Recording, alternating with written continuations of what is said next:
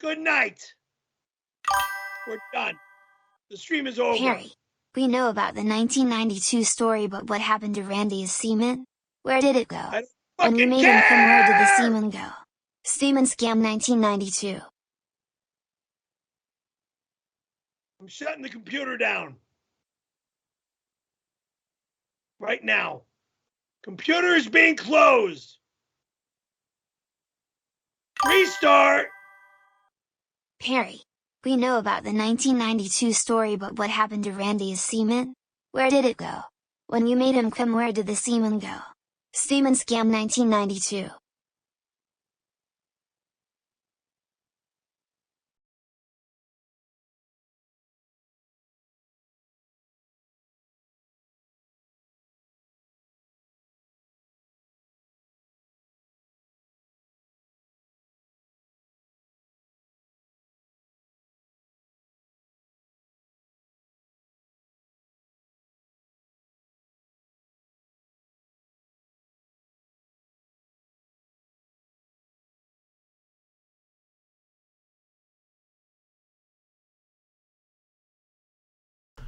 Shit, you know what? I forgot to do the new VIP. But I think the person I wanted to make VIP wasn't on the stream. But I just realized that now. I had it all ready to go, and his antics at the end. No, there was no sound because I was not in the room. I just came on. His antics kind of put that aside.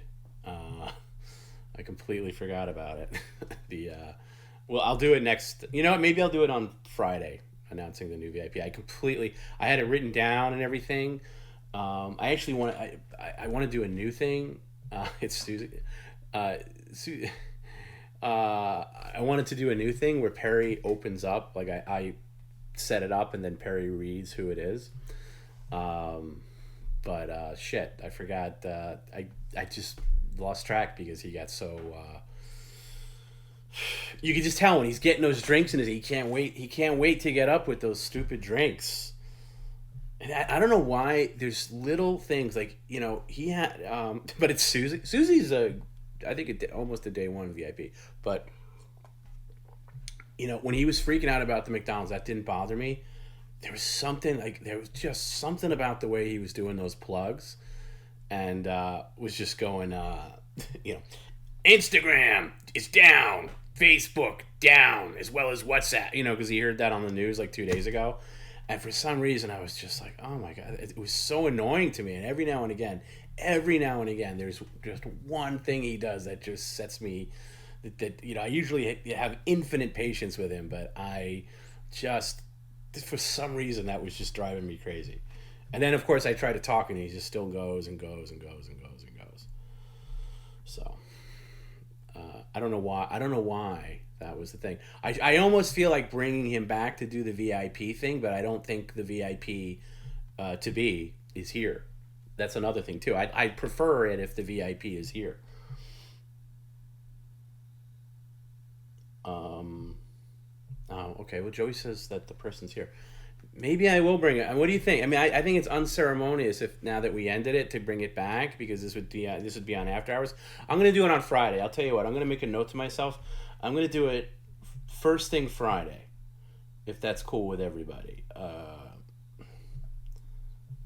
damn it, I hate. Yeah, it's total VIP scam.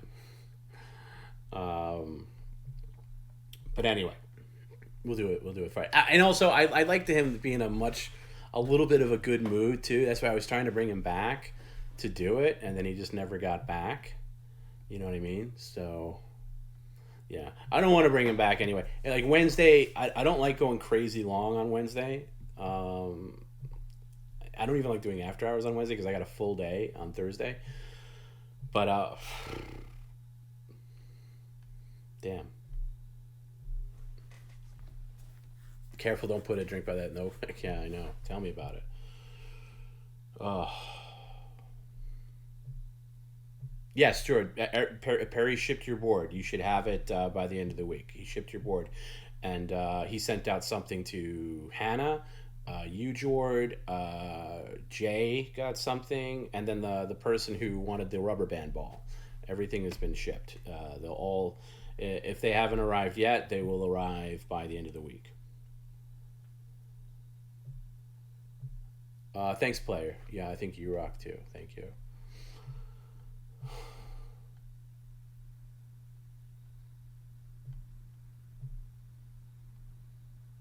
Perry's piss and shit. Get his own jingle.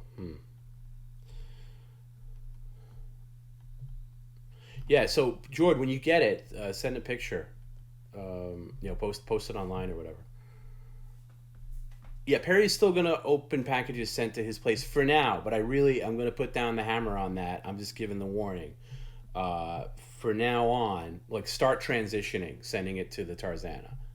Start transition, start transitioning because for now they're gonna be okay, but we are gonna have a hard cutoff. I don't know exactly when that is, but all packages for Mailbag Friday should go to Tarzana, no matter what it is. And there was somebody that sent, and I think he was really bummed. He sent an envelope for Perry to open, but he put like a different name on it, I guess trying to be funny, and then didn't put a return address, so it got lost in the shuffle. So don't try to be too crazy with the naming of, like, pretty much use his name. Perry, address it to Perry Caravello Live, and if you want to put a funny name, do that on the inside in a separate envelope, because otherwise it might get discarded by the post office.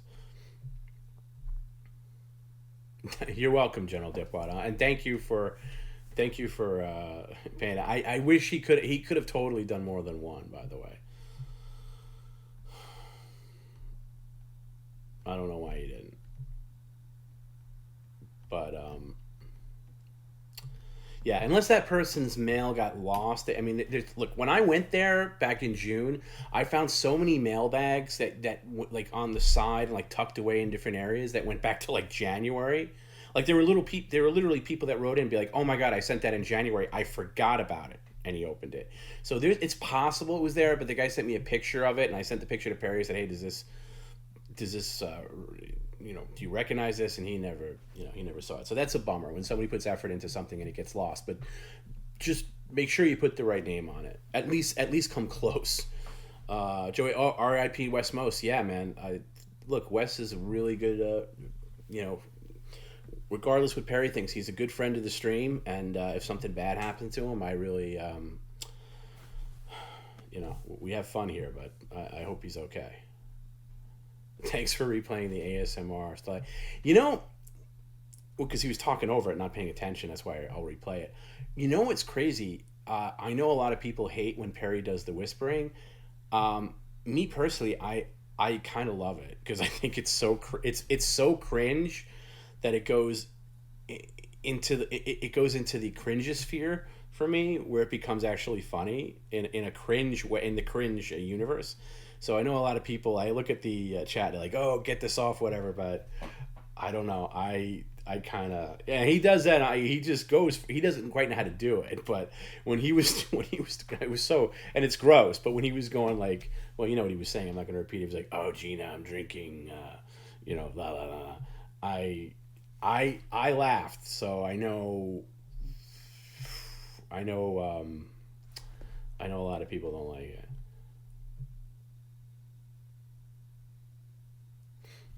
Am I in headphones? Yes. I'm on dual headphones. I got one earpiece where I'm on the phone with him, and the other earpiece is hearing a very low volume of the stream because I hate hearing myself reflected. And I even when I do voiceover, I always have the volume in fact, if I can do it without headphones, I do. I hate listening back to myself in real time. Like right now, I'm not wearing any. I can't stand it. But yes, I hear it. I hear it pretty damn clear. I hear it much clearer than you guys, for sure.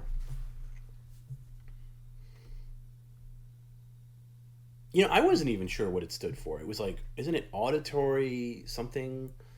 I want to see what it. Actually, I'm gonna look it up. It is.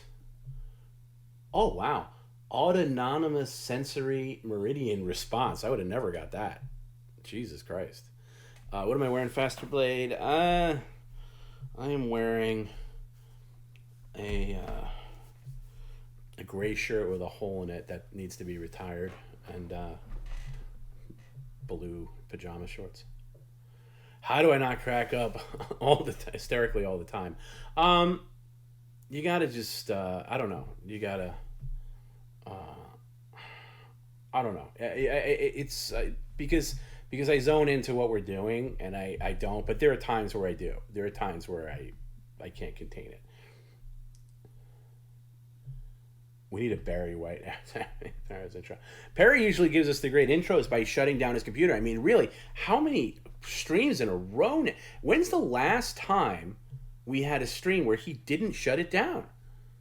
Like, it's become his thing now. And I really, sometimes I let him do it because it's a good out. But, man, it's getting a lot of, I don't know. It's getting a little out of hand. Like, he's just, he's constantly doing it.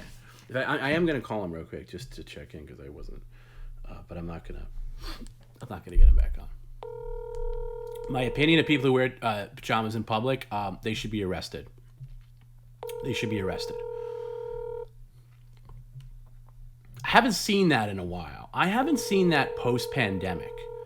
I haven't seen the pajama thing, but you're standing in line somewhere and some woman's wearing like pajama pants and slippers. That's ridiculous.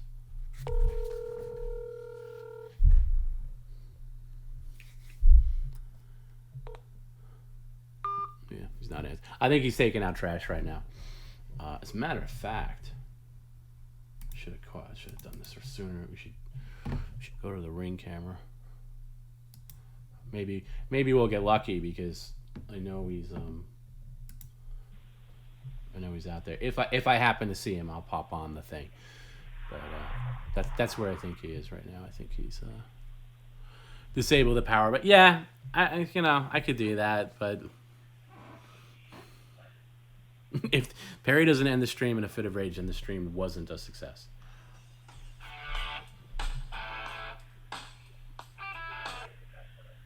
Hey.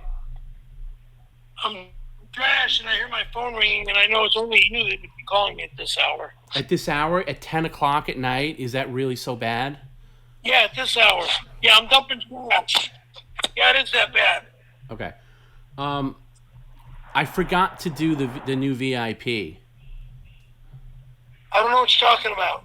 Okay, on Wednesdays we christen a new VIP, and I forgot to do it. I'm not going back on the internet. Forget it. We're done. We're done. Good night. Thank you. Do you want to make a special exception? No exceptions. Good night. All right. Well, can we do it? I'm busy dumping garbage. I've got tons of shit here. Can we? Fucking nuts. Okay. Can we do it first thing Friday? Friday. Yes. We'll make a big deal about it, okay? Yeah, Friday. Not now. I'm wiped up. How much stuff are you dumping out? 12 bags of shit. Well, what do you mean? Everything from McDonald's is going in the garbage. Everything. That's too bad. You could have saved a couple of those. Everything from McDonald's. I don't want all this shit in my house. It's all garbage. It's all fucking trash. What about those fart bombs? You want to set some of those off? What? The fart bombs that were in one of the bags. That was I think that's. I think that's a limited edition Happy Meal prize. So there are some people that collect that stuff, you know. I'm not into that. I'm not interested in that. That's for little kids. I'm not interested in that shit. I'm just saying, some people collect them. Good night. Into the trash. How much more trash do you have to dump? I got 2, 3, 4, 6, 8. Well, Perry, how hard is it to literally take whatever 10, 12 bags and just throw them in the dumpster? What's taking so long? Good night. I'm back in the. I'm out of here. See ya. But where are you right now? Just paint me a word picture. Bye. I'm asking you a serious question. Why does it take so long? Oh wait, you're not. Wait, you haven't even left. Can you turn around and say hello? Bye! I swear I thought you were out by the dumpster. So you're just going now? You there? Oh, he hung up. We'll catch him on the way back. We'll catch him on the flip side, as they say.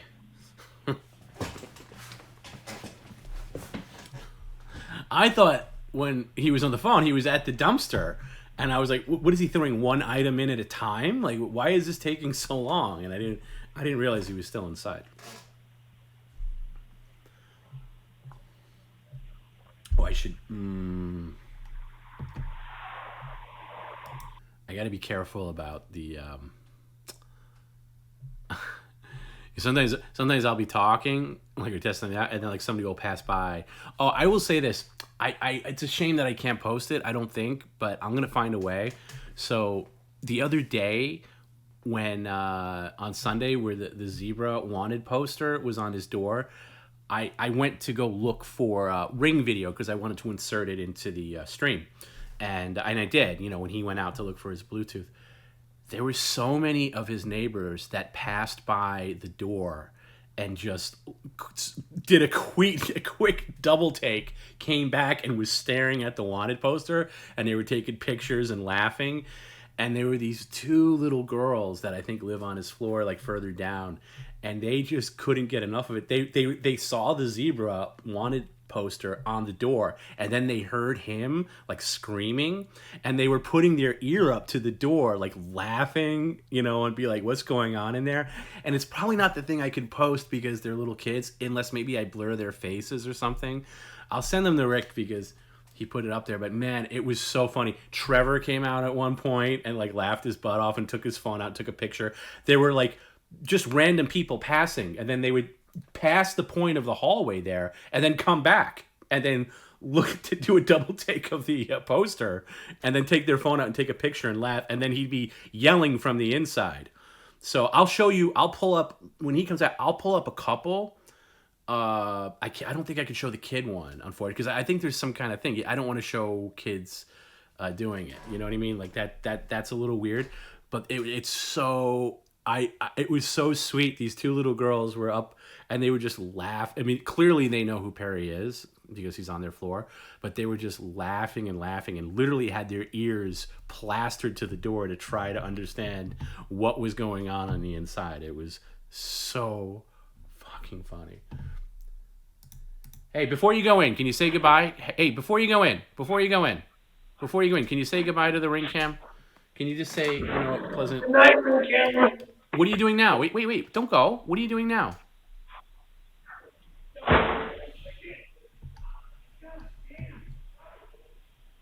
Oh, there he goes. Okay. Anyway. Let me see. I'm going to try to pull up one of these. All right. We don't need his camera. Let me just take a quick look because I want to make sure I don't play the one with the kids, even though I would love to because it's super cute. Because these aren't labeled, I just gotta play it. Okay, this is 1, 2. Sorry, you might hear some quick audio. It's just me going through them.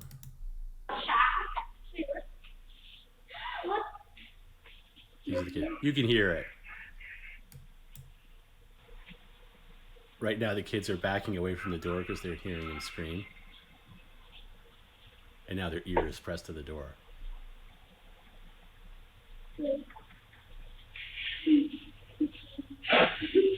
And now they're both laughing. And then they're peeking around the corner, like laughing hysterically. It's a great... Okay, so this is the kid one. I just want to label it. It's great. I just hesitate to show it because it's kids. And what rank was the PCL on the Twitch links? Whatever the bottom is, that's where PCL would be. But anyway, let me. I'll show you. I'll just show you a couple of these. And I don't even know if I got all of them. But I don't know. I just thought it was really funny. Okay, this is the first one. I think this might be Rick actually putting it on, and I'm sure he doesn't mind me showing this. Oh, so this is the problem when I have different res. I gotta scale this down. Hold on.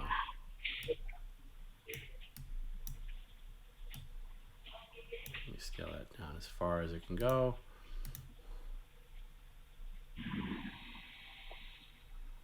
Bear with me 1 second. Streamlabs doesn't make this easy. They don't auto resize, so whatever you had it framed for the last video.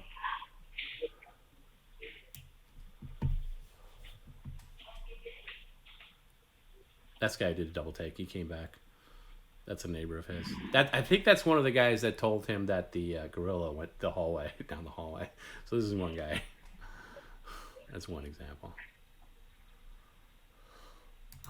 And it was just an endless line of people walking by, and everybody kind of saw it out of the corner of their eye, and they were like, "What is going on here?"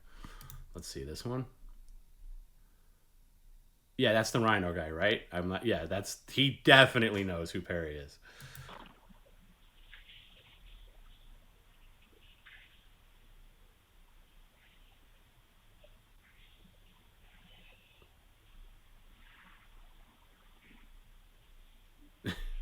It's number 2. I forget how many I pulled.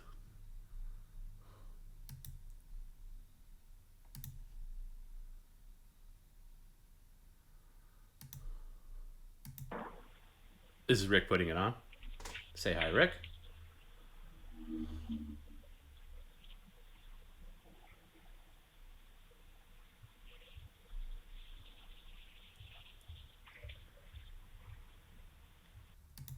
I think there's one more. I'm trying to find it. Did I not save that one? I might have to look for that one. Anyway, there was one more of Trevor coming out. I don't think I saved it. I'll have to find it.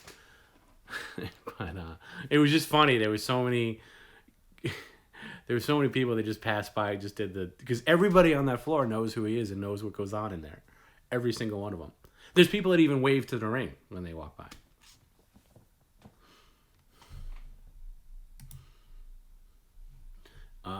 If you really want the Trevor one, I'll try and find it. I gotta download it again, so just give me a second. If he doesn't mind, I'm sure he doesn't mind.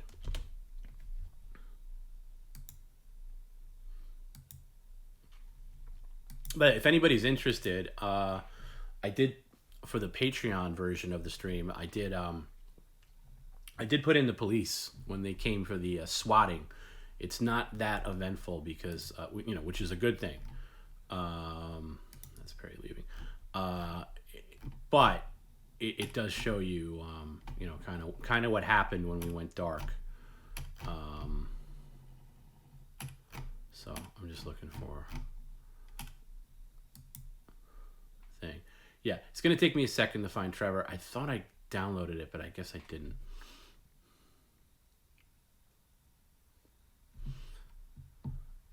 But it's just Trevor opening his door, seeing it, and laughing. You know what I mean? Like, it just shows his good nature.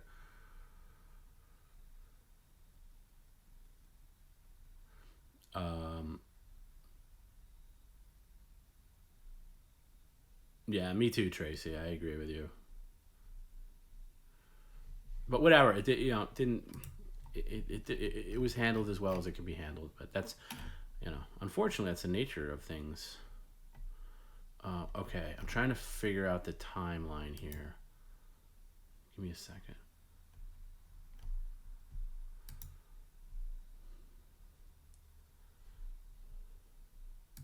Is this him coming out? Okay, so it's before this. Here are the girls. We don't need that.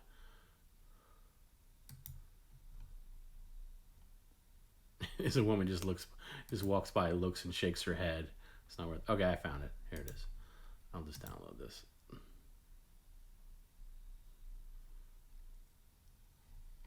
Trevor, one of our ultimate PIPs. Okay, I got it. That was pretty quick, right?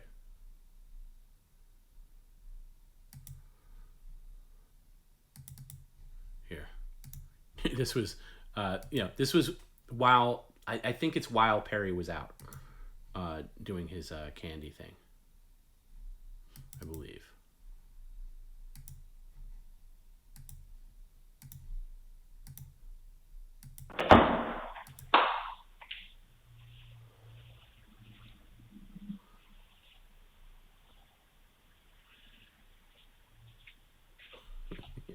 It's just, who's not going to take a picture of that, right? So that's it. Just everybody having fun. So it's good. It is good for our it's good for our end that pretty much everybody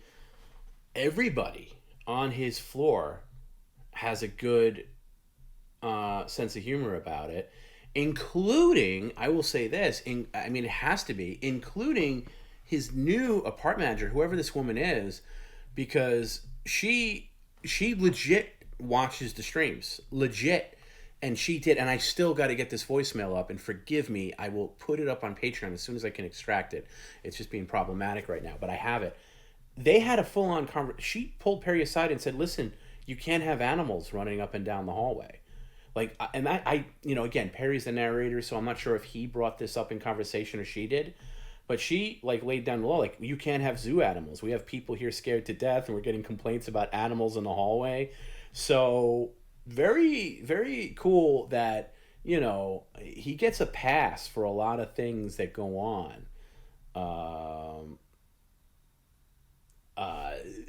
that thing. So I don't know. I don't know if she's single. I don't know what her deal is. I know I don't know if she's temporary or whatever, but he kept saying that to me, like in conversation, because he kept mentioning, like off stream, he'd be like, and these animals, these fucking zoo animals, that come on, in the hallway, scaring the shit out of my neighbors. Even my apartment manager is saying we can't have animals, that this is not a zoo, and that I better stop it with these animals. And I heard that, I was like, what? What are we talking about? And it happened a couple of times. I just pieced it that's me piecing it together. I don't know if that's really the case. I'm piecing it together from what he told me. But man, it's just, I mean, that's really great. If she is, and they're good natured about it. You know what I mean? Perry should get a rent discount. I agree. But that's cool, because he, it can't be easy living on the same floor with him. So it's just great because he's had previous managers that have been very like. By the way, like that guy Tom, he talks about every now and then. My old manager. Whenever he says my old manager Tom, he's not talking about me. He's talking about this guy Tom that was the manager of his place. Jesus, I don't know, years ago, 10 years ago. He's been gone for a while. Anyway, that guy was a real hard ass. He took no nonsense, and if PCL existed back then, it'd be very difficult to manage. So we're very lucky that Denise was cool. Denise didn't necessarily care, but this new one seems I don't know, like. And by the way, her watching the streams is a blessing and a curse. And hello, if you're watching, I don't know if you're an After Hours watcher, but. Yeah, feel free to email me because apparently Perry gave it out, and I wasn't making that up, by the way. There were people legitimately sending me dick pictures, not boob pictures. I didn't get any of those. Just okay. I just checked. I don't have any new ones, but I got 6 of them tonight. One of them being Perry's.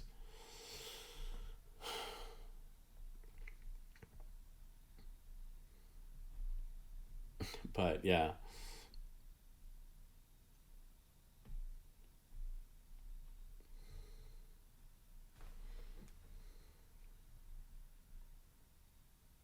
And that guy Tom, I actually helped him out. He wrote a book at the time, and I was working for a publisher at the time, and I took his manuscript and I actually passed it along to a publisher, and I think he ended up self-publishing and stuff. But I was just, I was doing him a solid just to kind of ease up tensions and stuff, and that worked. And then I did that, and then he left. So I was like, oh great, now I have somebody in my back pocket, and now he's gone. Yeah.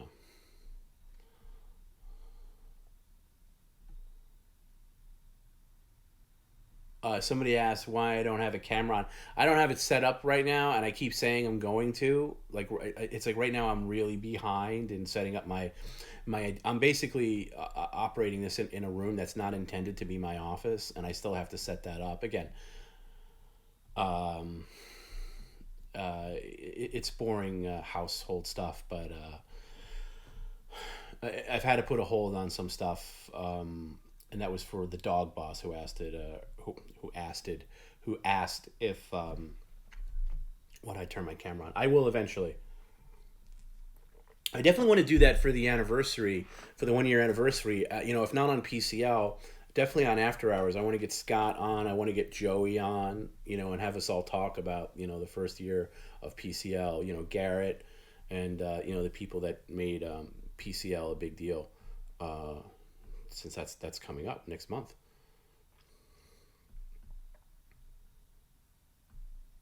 TomB, when you get a camera, will After Hours get erotic? I don't know, unless you want to send somebody over. Um, you can have a. I don't have a ring cam. Yeah, Joe. If you don't, I don't know if you have a mic. I'm assuming you have some kind of mic, but if you don't, uh, let's hook that up. Are there any plans for a TomB Twitch channel? I don't think so, because I don't think I have the time to do that. And I don't know what I would do. What do you want to watch me play Switch? Because that's what it would be. I don't think I don't think that's going to be entertaining to anybody.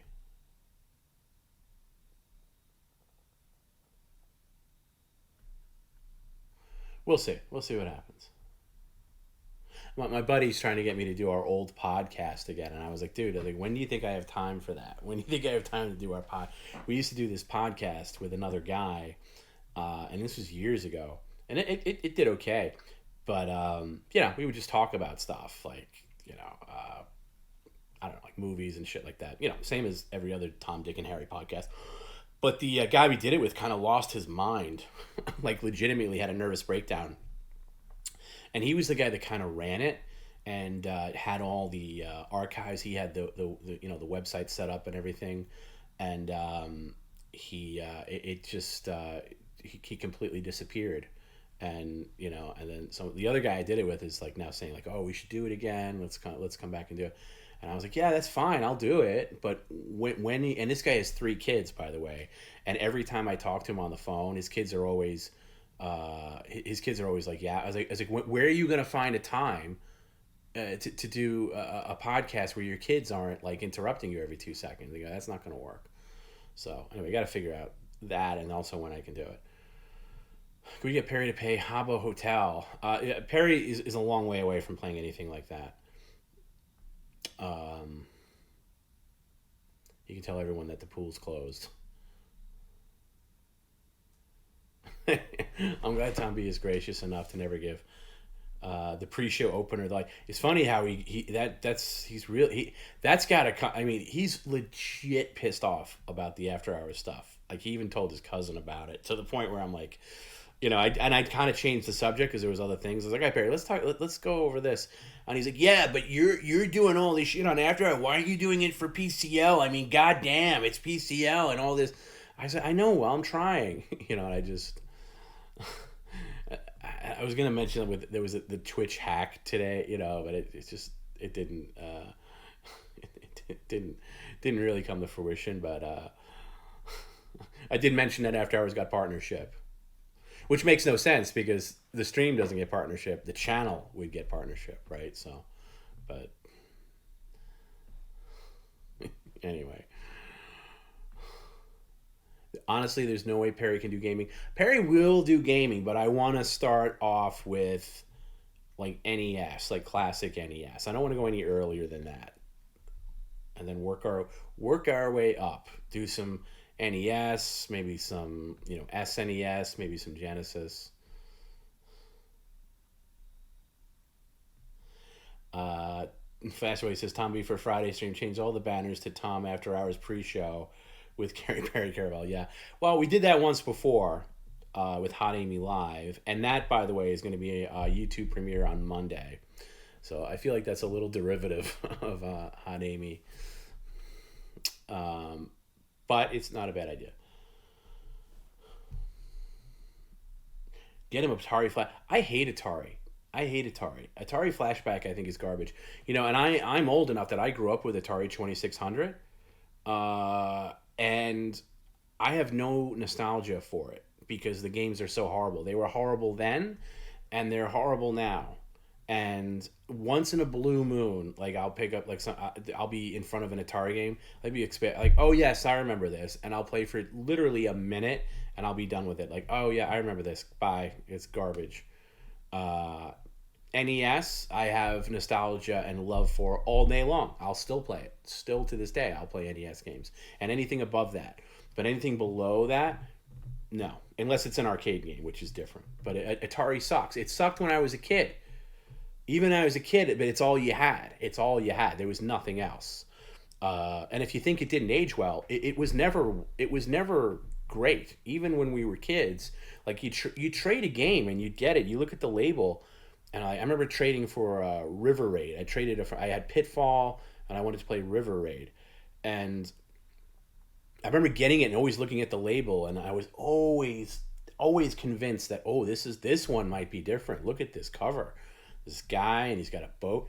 This is going to be good. And then you put it on, and it's the same shit. Although River Raid was a rare exception where it was fun, but there's just, there's never any, there's no time where I'm ever going to go and say, boy, I have a real hankering to play some Atari 2600. Consider the Atari games have lagging controls that will make Perry melt the fuck down. I think playing Super Mario Brothers is going to make him melt down plenty. I was in an accident as a kid. My mom traded our Atari to the doctor to get out of the bill. No big deal. Atari sucked. I agree. Castlevania is king. It's hard to argue that. I love Castlevania. The Pac-Man game sucked, Hannah. Pac-Man on Atari is one of the worst arcade ports ever made. And believe me, I played the hell out of it because it's all you had. I traded Pitfall for River Raid. I got it back. It wasn't a permanent trade. I got it back, but I played Pitfall to death. But there's no ending to Pitfall. At least Pitfall 2 had an ending. But yeah, oh boy, Pac-Man for Atari 2600 is crap. And Ms. Pac-Man, like the arcade, is better than regular Pac-Man. The arcade, the Atari Ms. Pac-Man's a little bit better, but still, God, yeah. I hate ports. Somebody said all ports are shit. I agree. Any arcade, like I never, right now, when you can play an emulator, like an arcade emulator, why would you play a port of the arcade game give me a port that's better than the original? It doesn't exist. I'd rather play now you have the luxury of playing the originals on your computer or wherever. But, boy, yeah, no love here for Atari 2600.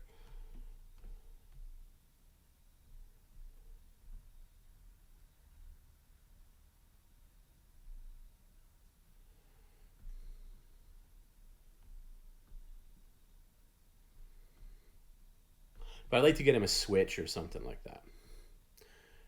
Did I play WoW or RuneScape? No. I don't know. I don't even know what those are. Garbage Gamer says, I still remember being 7, 8 years old and waking up to NES downstairs on Christmas morning with Mario Brothers, the original Legend of Zelda, and the gold pin card. Yeah, I mean, give me a present that's better than that.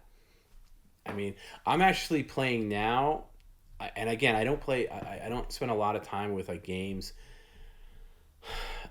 Except when I get into it. I'm playing, I think I've mentioned this a couple times, I've been really knee deep in playing The Legend of Zelda Link's Awakening. It came out 2 years ago. It's the Switch remake of like the Game Boy Link's Awakening game, and it's just so great. and it's the overhead Zelda, which I like. I don't like first person 3D Zelda as much. I mean, even though I'll get into it eventually, I'm sure, but it's bringing back so many great memories of playing original Zelda, and that discovery phase, and playing a fresh overworld Zelda game for the first time, because I never played the Game Boy game, so it's completely new to me. And even the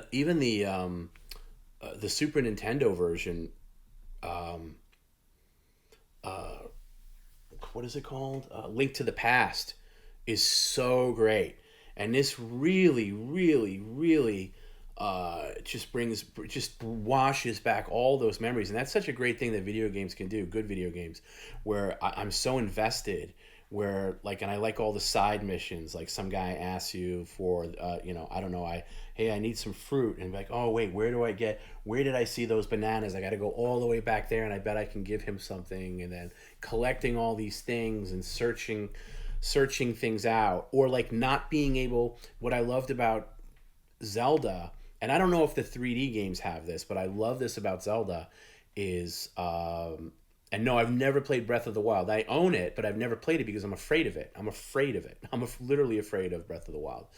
But I love getting into an area where it looks like there's a treasure chest far off, and like there's this huge gap, and like, well, how the hell do I ever get over there?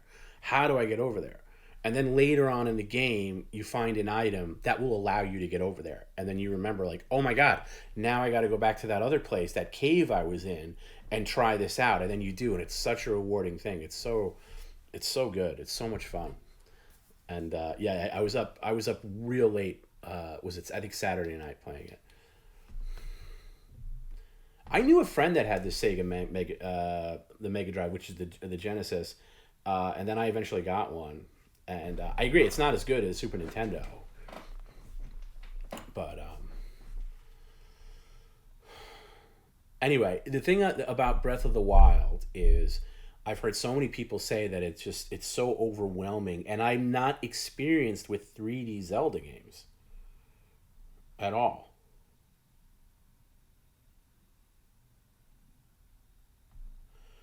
So, um, like, I never really got into the Ocarina of Time or Majora's Mask. I never played the Wii Zelda. I never played. I played the GameCube one a little bit. I forget the name of it, and I just couldn't get into it. I never finished it. And then anything after that, I never played. I never played, like I said, the Wii, and then the one that came out on Wii U and Switch. I guess that's Breath of the Wild, and I have that, but I've never played any. It's very intimidating to me. But I'm like Chaz says, Zelda should have stayed top down. I kind of agree with that. I prefer top down Zelda, and I wish they would like Metroid. Like, you got the Metroid Prime series, and now they have this new Metroid Dread, which seems like more 2D. I want both. Give me both. I want top, like this top. I'm gonna be so depressed when I finish Link's Awakening, because I'm enjoying the top down experience so much. Like, I love this version, and um, I don't know. Yeah, Wind Waker, I guess, is the GameCube one, right? Did they now? What's the one that they remastered for the Switch? The one that came out recently, was that the Wii game, like Skyward Sword? Oh, Skyward Sword. That's the one. I never played that either, and I think I was intimidated by that. Just turn it on. Tom. I'll get to it. Now? Here's a question for guys who have played Breath of the Wild.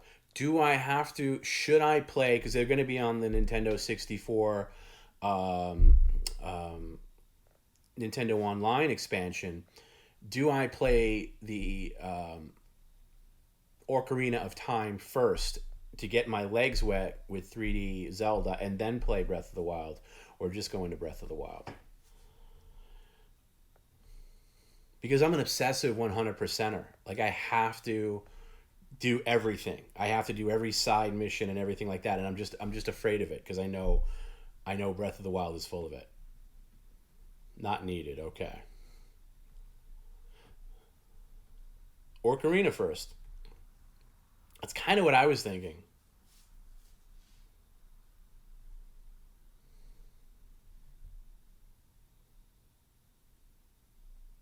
Is everybody okay? So people that have played everything, Breath of the Wild, you agree? You think that that's the best Zelda game ever made? It would help. That's what I was kind of thinking. I was thinking of maybe starting with Ocarina of Time. That comes out next month for the Switch, which I think is great. And then maybe because I'm not in any rush to play it. Like I'm not in any rush. You know what I mean? Breath of the Wild, best Zelda game. And they're coming out with a sequel, right? Next year sometime. Link to the Past. Yeah, hard to argue with Link to the Past. That might be my favorite, Link to the Past. George. Yeah, Nintendo 64 is coming to Switch Online, and they're doing like a premium tier of online Switch. They haven't announced the pricing, but they're starting off with both Nintendo 64 and Genesis games. And one of the best thing about the Nintendo 64 on the Switch, number one, is you don't have to have a Nintendo 64, but think about this: they're gonna have all the games have online play, so you can do Mario Kart 64 online with like friends in other places. Like we could play Mario 64. I don't know if anybody out there, like, that's my favorite Mario Kart game, bar none.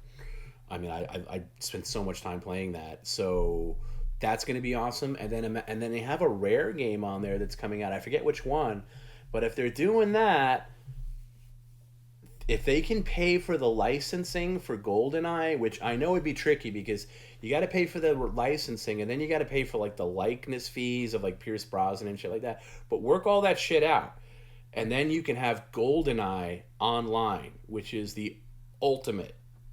The ultimate. Danko says I'm super in American 64. So yeah, so we could play Mario Kart 64. Danko, you could play where you could play where you I could play where I mean that's going to be awesome. That feature alone negates ever needing to own a Nintendo 64, really. But I've put my friend thing for Switch in the Discord before. I'll put it in again if anybody wants to friend me up and play some online. I'll do that. Oh, I've played Link to the Past. Fattest skills. Link to the Past. I've played multiple times. I played it when it first came out, and I played it. When it was on the Wii. The Wii, whatever they call that, the Wii Virtual Console. I played it again there. I love Link to the Past. Those are the original Zelda, Link to the Past, and now this, because I'm gonna finish this, are the only Zelda games I ever finished. Everything else I've tried and been too intimidated by. Dustin says, I play PC, I'm not 6. Oh. I will probably, I don't know, I got a video card that can handle it. But here's my thing with playing on the PC. I spent so much time sitting in front of this computer working and like doing the streams and everything. I don't want to necessarily sit here in my downtime. I like playing on a console, home console, playing on a big giant TV. But yeah, it's Nintendo. It's Mario Kart 64 is going to be on the the Switch online service, which you're going to pay an extra fee for, but they'll all have online features. And Rick says it perfectly. The Nintendo 64 has like 10 games that are worth playing, and they'll all eventually be on the Switch. So you don't even need to have a Nintendo 64. Because you're right, there's so much crap on the 64, and they're really, I'd say you can say there's 20 good worthy games on the Nintendo 64, and you can wiggle that down to 10 games that you'd actually want to play, and that's it. I have a PlayStation 4. I haven't gotten the PlayStation 5 because I don't care, but I have the PlayStation 4, and I haven't turned it on in a long time. In fact, since I moved, it hasn't been plugged in. And in fact, I got an email that I lost my PS Plus account because it like lapsed in payment. But that's really cool. I like that. This is what the Switches should have been doing all along. Like, spend all your resources making sure all these old games are on this system.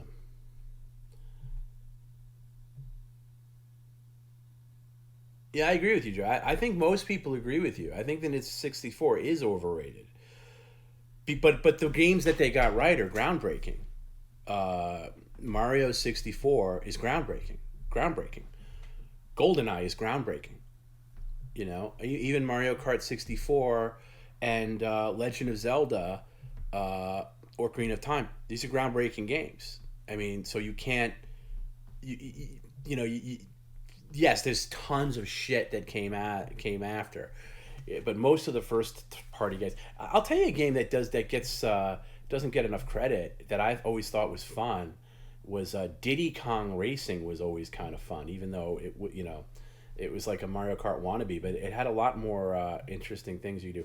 Perfect Dark, I was obsessed with Perfect Dark. Obsessed. Loved Perfect Dark. And even the F Zero 64 is great. So there's a lot of good on there. And that's just off the top of my head. I haven't played 64 in a long time.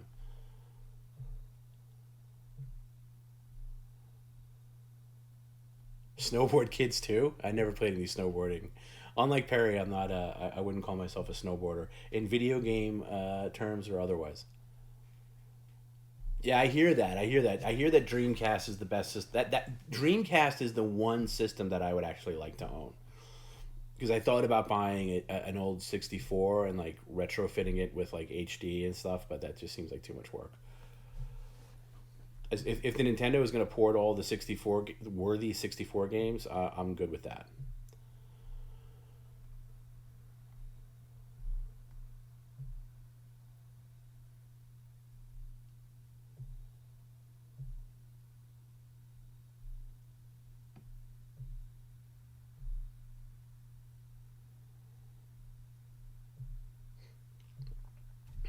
Shit.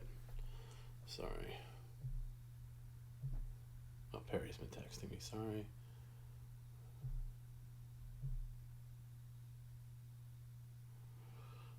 Just a McDonald's text. No more McDonald's. I get it. He can be repetitive at times.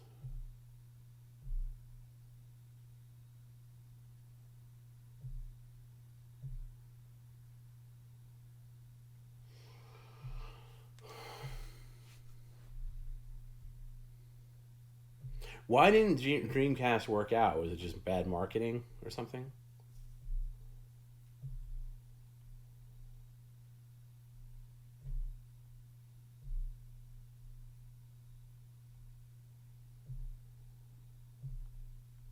And our Dreamcast games, can you emulate them? Because I know like 64 is really hard to emulate. Not not impossible, but it's not perfect.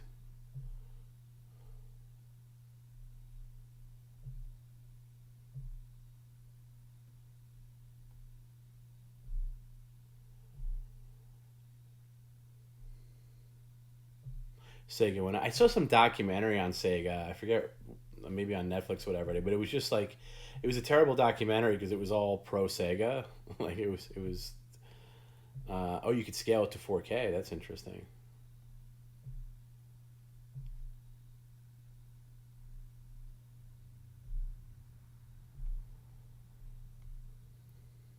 But yeah, I don't know it offhand, but I'll put my Switch like friend code. I always forget how it gets done, but I'll put my Switch friend code in Discord, and if anybody wants to play, uh, we'll do that.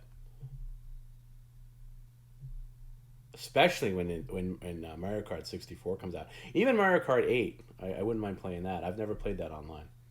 And then I'll tell you what I'm excited. I'll tell you what I'm excited for, which makes me sound like a like a little kid, but I'm really into the new Mario Party game coming out at the end of October, which is a remaster of all the Mario Karts from '64, which sounds great that you could do online as well. So I'm looking I'm looking forward to that.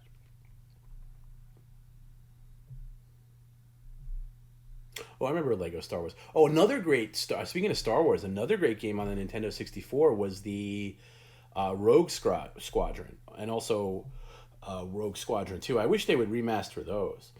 That would be amazing to see with like modern visuals. Keep the sound.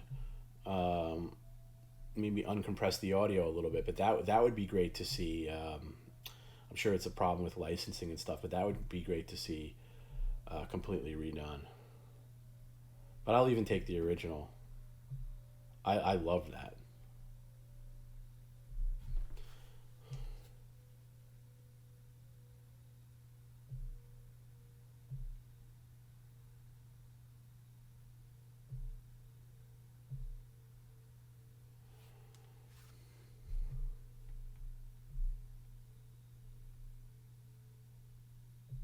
Oh, Rogue Squadron 2 was GameCube. That's right. I forgot. You're right. That was great too. I almost prefer the original though.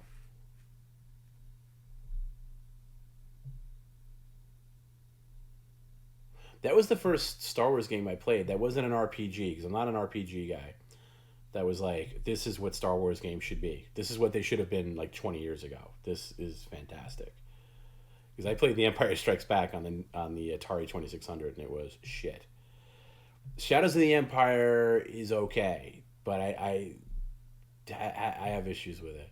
No, I'm not a Smash Brothers fan. I've said this before. I don't like the concept of it. I never got into Smash Brothers for whatever reason. It looks fun, but I don't like Mario fighting with Link or Samus fighting with Luigi or whatever. I don't like it. It's if I want to play a fighting game, I'll play like Mortal Kombat or something like that. But I mean, I'm sure I'm wrong. Maybe I'd really love it. I feel like if you didn't get into Smash Brothers, at least in the GameCube era, it was hard to get into it after that. At least that's for me. So I never got into it. I never bought one. I've played it. It's just not my thing.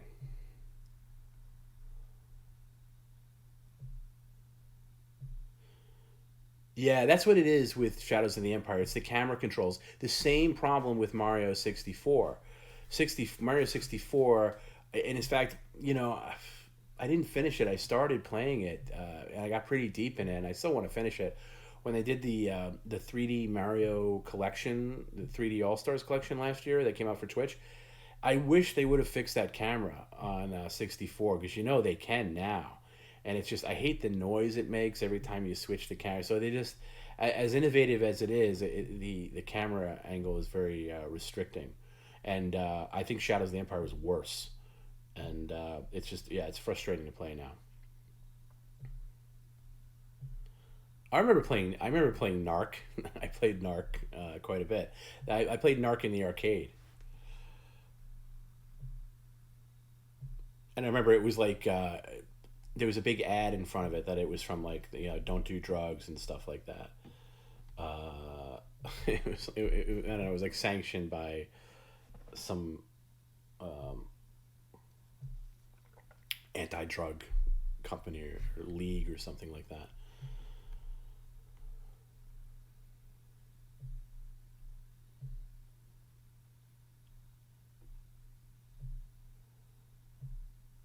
I managed to get the only part of Shadows that I could still play and still enjoy is the Hoth battle. But then Rogue Squadron perfected it. Rogue Squadron perfected that because that came out years later, and then you played the same thing with Rogue Squadron, and it just like, oh, this is the way it should have always been. Like they figured it out. I don't know if it's the same company that did it, but they completely figured it out. And then to me, there was no point in playing Shadows anymore. And I played Shadows. I finished it. I beat it when it came out. It took a long time.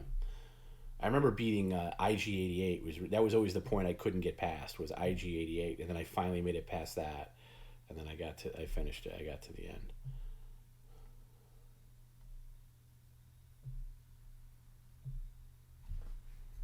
Oh, it was the same company. Okay, so they just figured it out. They just spent more time. I felt like Rogue Squadron just felt not Rogue Squadron. Shadows just felt rushed.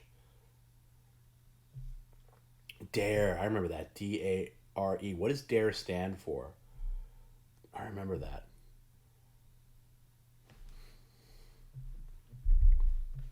They don't seem to be that kind of thing anymore. Like the rampant anti-drug thing, and that it almost seems like now it's like yeah we're okay if you do drugs, but back then when they were like first the thing, it was like all these ad campaigns and like even games that were like anti-drugs and stuff, and the people laugh at the Just Say No campaign, but it did work on a level. But I don't feel like those campaigns still exist. Was it a failure? The Dare campaign had to have worked on at least one person. Drug abuse resistance education, right? So okay, so something like that where it's like you're just teaching kids like here's what happens when you do drugs, and most people will be like, oh okay, I want to try that. So yeah. But I don't. It worked for me because I never got into drugs. Never.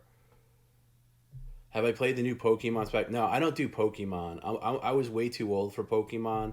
I have no nostalgia for Pokemon. Pokemon became a thing where I was already in my 20s, and I can't I don't have any time for Pokemon. No, so I don't do Pokemon. That's another thing that keeps me away from Smash Brothers is Pokemon stuff. I don't want to play anything that has Pokemon. Oh, that's a good idea. Make Perry play the McDonald's game on NES. Boy, goddamn, he was so pissed off at that delivery. And yes, between yesterday with the dentist delivery, which if you haven't heard the voicemail on Patreon, at least you should at least check that out. But my God, he was just red hot. And I knew tonight that it was going to be a McDonald's avalanche, and it was. I had a feeling, and I even said at one, and I'm thankful no other deliveries came. By the way, that picture I showed of his door, I'm sure most people know that was just some computer graph. I think Curtis did it and put it because Curtis I think is responsible for the 9 bags, but. That other picture, I kind of had it in there, and I just was like, "Hey, look, just to see his reaction." But that wasn't real. They weren't really out there. If they, Garrett. It's funny. Garrett can attest to this. Garrett sent me that picture without any context during the stream, and Perry was like, whatever. He was responding to something, and I was looking at my phone, and I saw the picture, and I had a mini heart attack. I was just like, oh my God, he's going to fucking lose it. I was like, oh my God, he's going to erupt. And then Garrett had to tell me that it was a computer graph. And I was like, and then as I looked closer, I was like, oh, okay. Yeah, I could see that now. Has Perry worn a Hamburglar costume? No, but that would be great. I think that might be it's funny. I originally wanted him to dress up as Wario for Halloween, at least the golf version of Wario, but now that he already did Wario, I'm looking for something else. I think Hamburglar might be our answer for Halloween. It is, if there's such a thing, because I was looking at McDonald's costumes, and there was a Grimace one, but it was crazy expensive. It was like $350. But yeah, if we can find a Hamburglar, I think Perry would be a great Hamburglar. How did the dentist delivery driver find him? Well, okay, so he told me he was going to the dentist the day before, and I was kind of, okay, I'm just gonna say I sent it.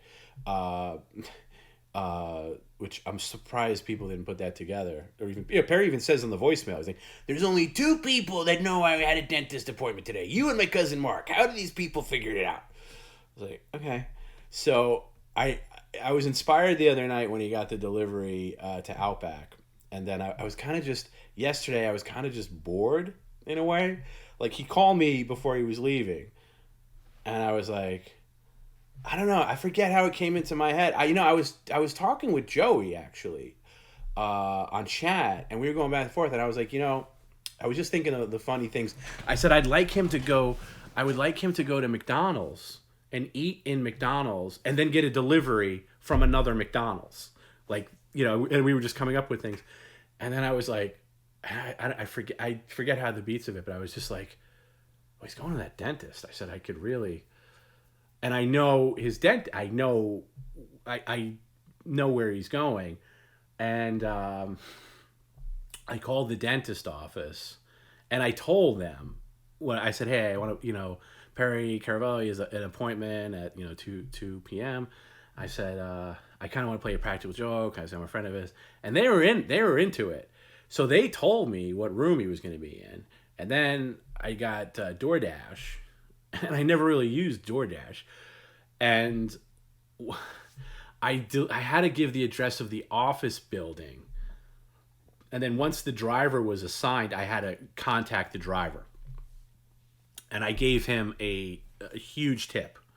And I was like, "Listen, I said, so I told him, I said, listen, don't ask for him. I said, literally just plop it in his lap.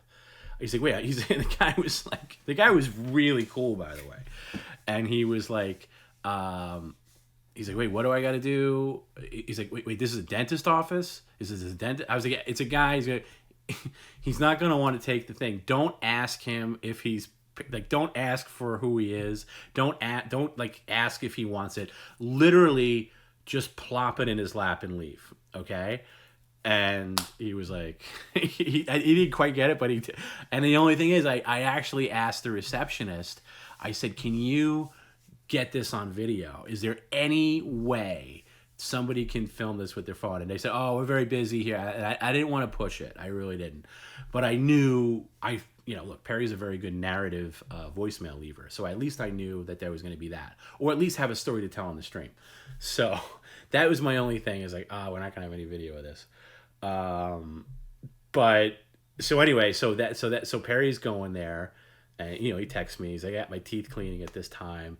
And then I called the reception and I said, hey, what office is that? I said, okay, told me what floor it was on with the office. And I said, what room is he going to be in? He's like, oh, we don't know yet. I said, okay, can you give me, it's like, okay, well, we'll definitely put him in this room, like this room. So then I called the driver back. Okay, he's going to be in this room. This is exactly, and I was on the phone with him right up until he went to the door. And I really made me appreciate the people that sent him deliveries,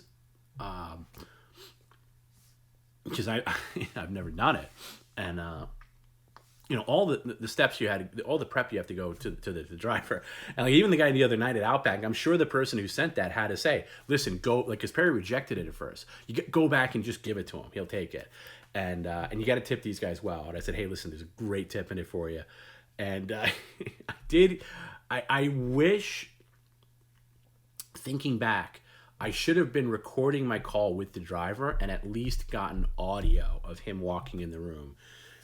But he hung up on me before we went in. Anyway, so he knocks, so the guy knocked on the door and he played it perfect. He knocked on the door. Perry's sitting in the dentist chair. He goes, are you Perry? And he just dropped the sack on his lap and left. And I think I tipped him like $40 or something, but it was great. So anyway, yeah, I sent it to him. I thought that might be obvious, but I guess not.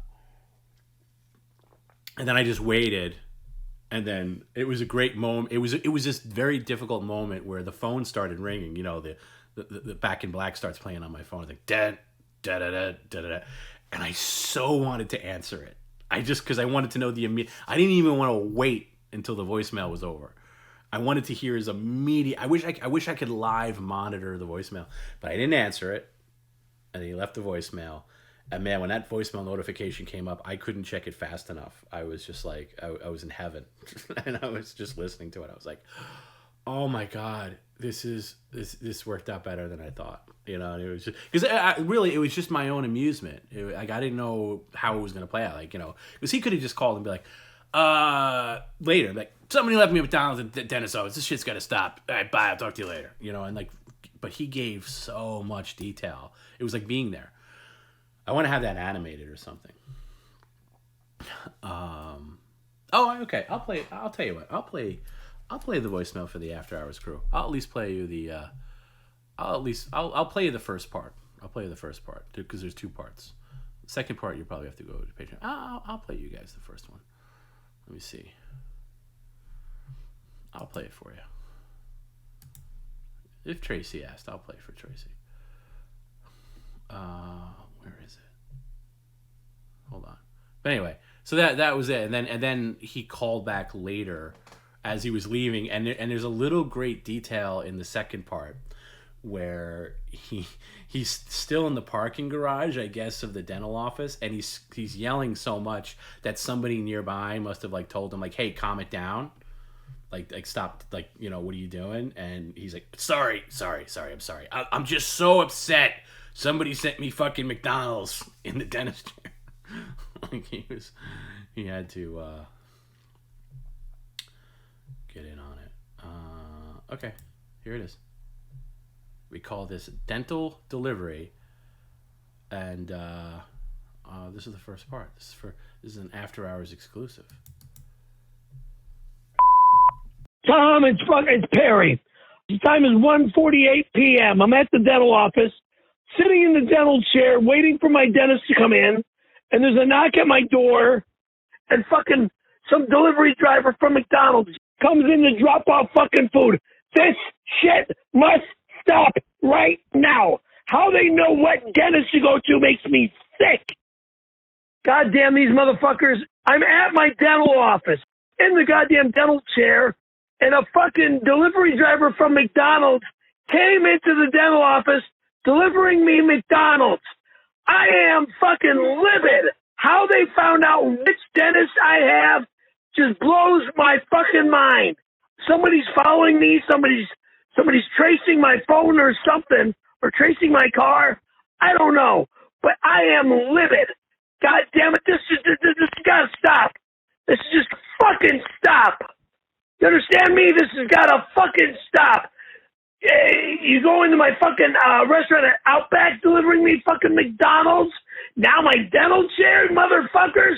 This better fucking stop right here, right now.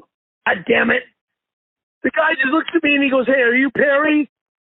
And he drops the bag in my lap. He didn't even give me a chance to say no or nothing. I open this fucking bag and what is it? It's a fillet of fish loaded with fucking pickles. Stop sending me fillet of fish with fucking pickles. I can't stand that shit. God damn it. And right when I look at the fucking fillet of fish sandwich, who walks in my door is my dentist. She looks at me and looks at the food delivered to me, and it's like, oh, what the fuck? I didn't know what to say. I just gave her the bag, and I said, get this out, get this away from me. She goes, what, are you hungry? You're in a dental chair. You're not supposed to be getting McDonald's deliveries here. I said, I never ordered the goddamn thing. Somebody's following me or something. I can't believe this crap. This shit better stop now. I'm not taking it no more. I am livid. I am fucking disgusted and disturbed beyond belief. I'm not even done with my dental appointments. This drives me fucking nuts. God damn it. I'll call you from my car when I get out of here. This is the last fucking time. I don't ever want to get a motherfucking McDonald's delivery ever again. This just ends it. Right here, right now. I want nothing to do with those motherfuckers. God damn them. Fucking delivering at my dental office, these pieces of dog shit. Even my dentist's receptionist, she just passed by in the hall. She looks at me like I'm a fucking nut. She couldn't believe what happened. Couldn't believe what happened. This is never, ever, ever, ever to happen to me again. God damn it, you understand me? Stop allowing this shit to happen again. Goodbye. Tom, it's 2:30. All right, the second call is the second voicemail is actually longer. You'll have to listen to that on Patreon. He goes into more detail, and he has there's somebody that clearly tells him to like be quiet, and because he's walking out of the building. Anyway, yeah, so it worked out perfectly. It worked out perfectly. So, yeah, I was quite pleased with myself on that. But yeah, and I got a ton more voicemails to upload to Patreon, and I will. A lot of good stuff on Patreon. If you're not on Patreon, not only do you get the streams within 24 hours on the credenza level, but and also Tony Hawk's Waxing is going to go up there, and a lot more voicemails and stuff. So definitely get on there. Sometimes he doesn't open with the time, or he doesn't do the conversion. He didn't do the when he doesn't do the conversion, he's mad. And he actually caught himself because at the start he was going to say it's effing Perry. He's like, Tom, it's Perry. Like he was going to say it's effing Perry, but somebody might have been passing by or something like that. So he stopped himself. But that was the thing. I would like to get that animated. Just a little bit, just to have a visual.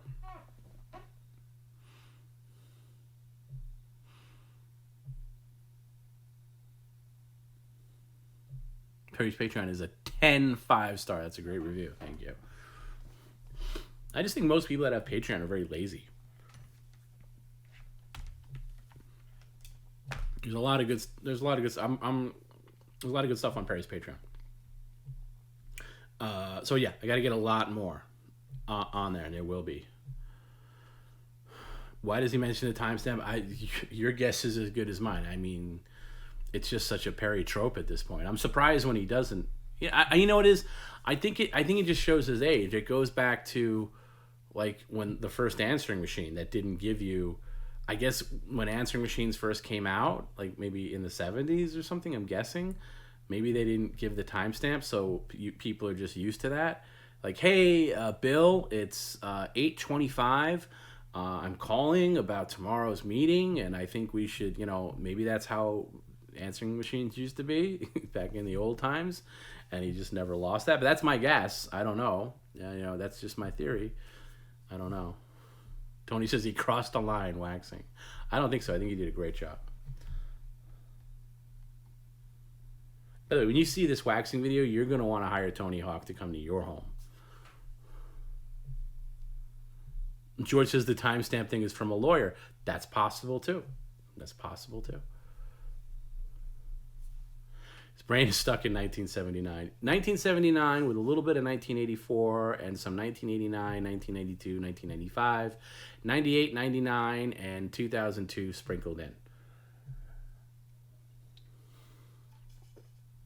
He gives the East Coast time normally, but when he's worked up about something, he will bypass that. My favorite one was a couple of years ago. He was really worked up about something. I forget what it is. And he was about to give the timestamp, and he was like, Tom, it's Perry. The time is... fuck the time. Okay? I am pissed. And then he went into whatever he was pissed about. That's only happened once, I think.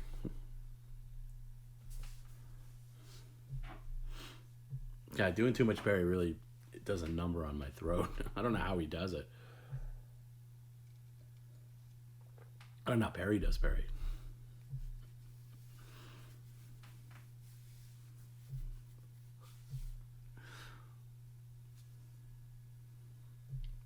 He is, Cora. He is. He's fast. That's why we love him. He is fascinating. Legitimately fascinating.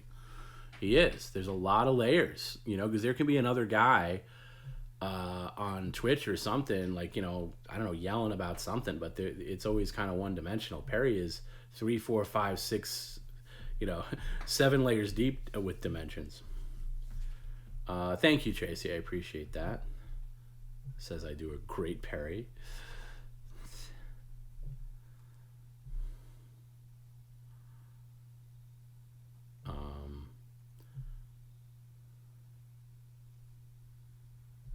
The timestamp is form answering machines. Ones with cassette tapes had no timestamps. Yeah, that's my guess. My guess as well. I could ask him. I don't want to know. It's some things I just don't want to know the answer to.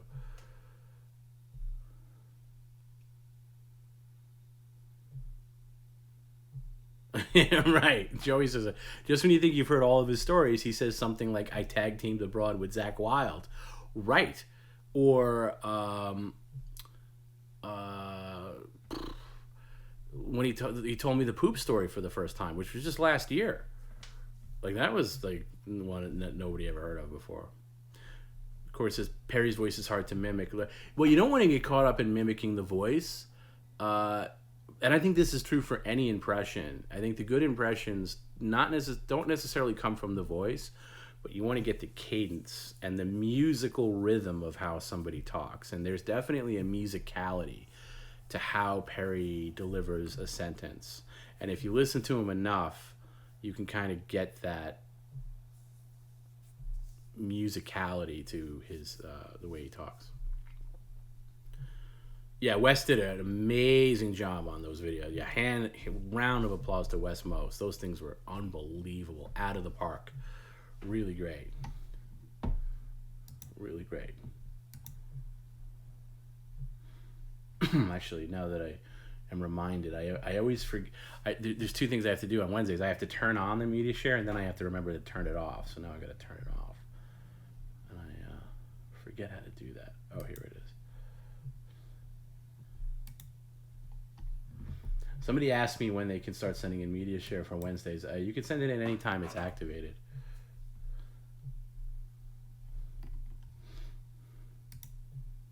Now it's officially deactivated.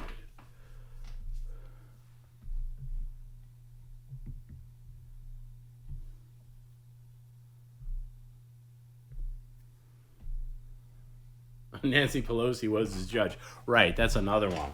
Nancy Pelosi was his judge. I had a problem with her back. Was she in Palm Springs? I don't remember. Or she was like the presiding judge when he was speeding or something. Perry's now claiming to met Kim Richards in person more than once. Hey, maybe he did. I don't know. He hates her, though. He's mentioned her to me off. If he mentions someone off stream, like to me, you know that person has gotten through his psyche, and he mentions her quite a bit. And that, like, sometimes we're about to start, like, that Kim Richards bitch better stay the fuck off this stream. Like, just out of nowhere. Like, well, really? Her?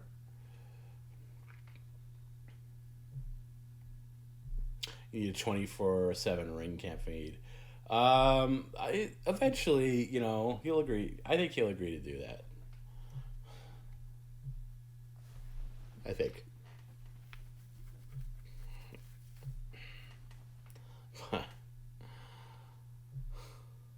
There's something else. And he had that big. Oh my God. Real. I thought he was gonna blow a gasket when he was screaming.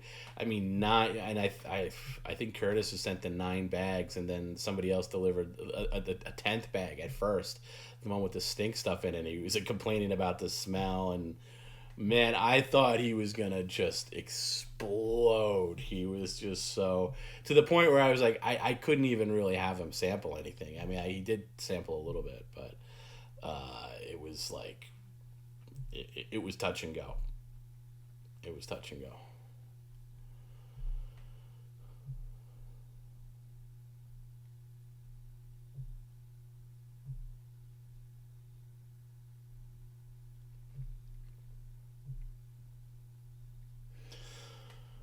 But anyway, why don't we wrap up with a relatively normal closing time at 6.5 hours, which is normal for us on a Wednesday, only because I got a full day tomorrow, and I'm sure you guys do too. McDonald's with a stink bomb probably smell like that. You're probably right, but he has no sense of smell, or not like regular people. So that's why it's funny. Joey and I were talking about this today.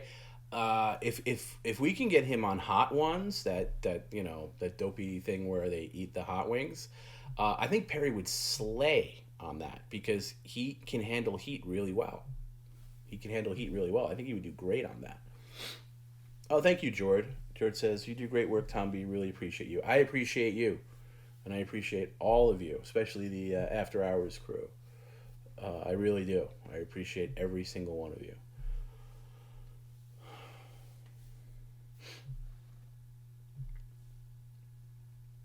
But,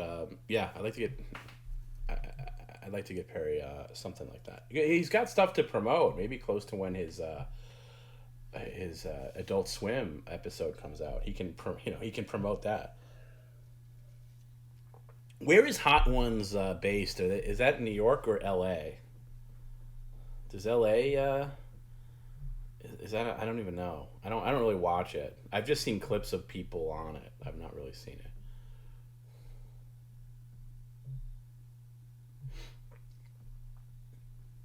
Yeah, the host is a fan. I don't think he knows about Perry Caravello live.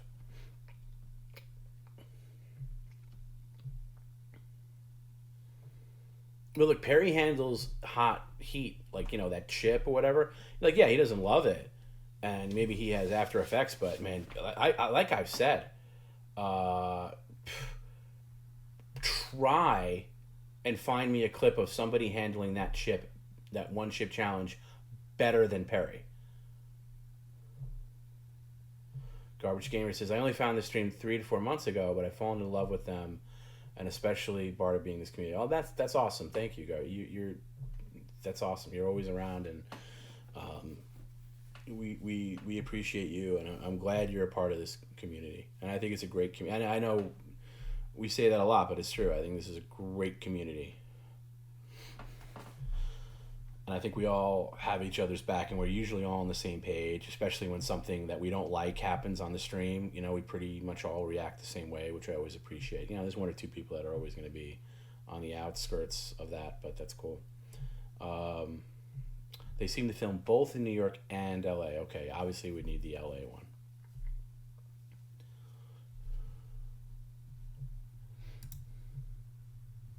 I'm so pissed at myself for forgetting the VIP. But we'll do that on. Speaking of Perry tours, that clip where the people were going into his apartment that was obviously taken from years ago, was first rate because the look on his face was priceless, absolutely priceless. There were some really good ones, and also Belushi's neighbor across the hall was fantastic. Yeah. Terrible. Just really good stuff. Mr. Giant Duck says, did I see the trailer for the Game of Thrones spinoff? No, and I don't plan on. I don't even care about watching the trailer. Like Game of Thrones. I don't know if anybody else agrees. Game of Thrones had such a colossal letdown that it nullifies the entire franchise for me. I don't care about spinoffs. I don't care about anything. I don't care about anything. Even if they said, hey, we're going to redo the last 2 seasons, I wouldn't care. I'm completely uninvested in Game of Thrones. I will never rewatch the show. And it's done. I have never seen a franchise like that had everybody invested and then lost everybody at the same time. Even people that love, like people watch like garbage like The Walking Dead, which I think is garbage.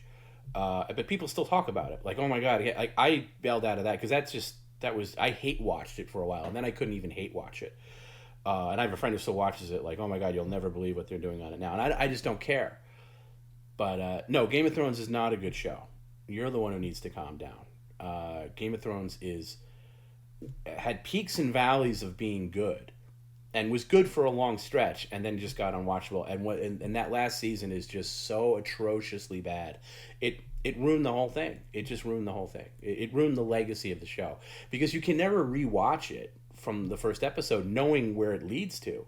Why would you invest all that time knowing where it leads to? So it's garbage. So no, the long drawn out answer to your question is no, I didn't see the trailer, and no, I won't watch the show. I just don't care. Slug says, totally agree. Those 2 cokeheads who took over the writing of the plot after they ran out of source material single-handedly ruined George R.R. Martin's life work. I agree. And I think the problem is also that they shouldn't have started the show while the books were still being written because they knew they were eventually going to catch up. They should have waited. They should have waited until the source material was there because that's just a blight on that show. It's like, it's so out of my mind. It's so out of my universe that, that's what that thing did. And like Omega says that's what the Star Wars sequels did to you. The Star Wars sequels, as bad as they are, they're still not going to take away how awesome Star Wars is, the original movie, and The Empire Strikes Back is. They don't do that to me because that's not in my psyche when I watch those movies. I still love those movies. It doesn't help. But like even the Matrix sequels are such hot garbage. But I still can look at the first movie and what an amazing experience that it was and is. It takes it down a notch because the sequels are so bad. But but Game of Thrones is the top example, and it's not just like me, who's like entrenched in a lot of this stuff. Even like regular casual. I don't know if there are too many casual people. People got really into Game of Thrones. But even people I know who don't have such, let's say, quality control, they all say, yeah, that's over. There's some people that I know that have never seen it. They never watched the final thing because they heard such bad things about it. Joey kind of nails it here. He says, one could argue that if George Martin wasn't such a terribly slow and lazy writer, they'd have a complete series to make a show out of. That's fair. But yeah, they just were not up to snuff. I mean, and has that goddamn book even come out? Like the one he was working on? Like, has that ever come out?